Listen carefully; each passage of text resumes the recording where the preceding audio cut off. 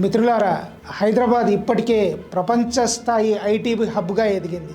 ఇది అందరికీ తెలిసిన విషయం. ఇప్పుడు ప్రభుత్వం తదుపరి తరాల కోసం AI, green technology, innovation, sustainable living పై ఆధారపడి ఒక మెగా సిటీని అభివృద్ధి చేయాలనే లక్ష్యంగా పెట్టుకుంది. ఆ విజన్కే పేరు ఫ్యూచర్ సిటీ. ఫ్యూచర్ సిటీ ప్రాంతంలో ఇప్పటికే అనేక కీలక డెవలప్మెంట్లు వేగంగా ముందుకు సాగుతున్నాయి. అందులో regional ring road development, connectivity, Srisailam highway మరియు దక్షిణ హైదరాబాద్ కారిడార్ అభివృద్ధి, కొత్త ఇండస్ట్రియల్ మరియు టెక్నాలజీ క్లస్టర్ ప్రతిపాదనలు, అంతర్జాతీయ స్థాయి ఇన్ఫ్రాస్ట్రక్చర్ ప్లానింగ్, భారీ రోడ్లు, smart utility networks, green and sustainable urban development concepts ఈ ప్రాంతాన్ని కేవలం నివాసయోగ్య ప్రాంతంగా కాకుండా వర్క్, లివ్, ఇన్వెస్ట్ డెస్టినేషన్గా తీర్చిదిద్దే ప్రయత్నం జరుగుతుంది. హైదరాబాద్ గత 30 సంవత్సరాల ప్రస్థానం చూసుకుంటే గచ్చిబౌలి అభివృద్ధి కాకముందు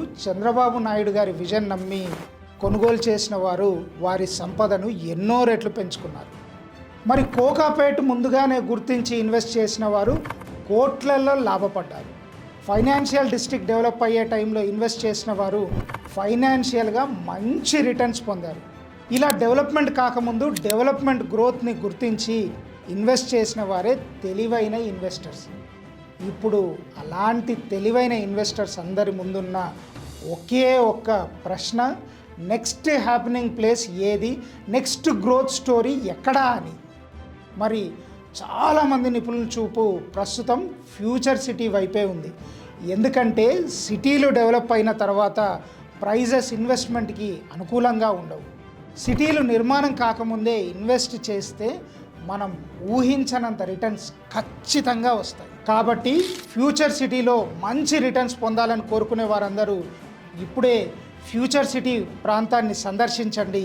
మీ ఇన్వెస్ట్మెంట్కి అనుకూలమైన ప్లేస్లను గుర్తించి ఇప్పుడే ఇన్వెస్ట్ చేయండి.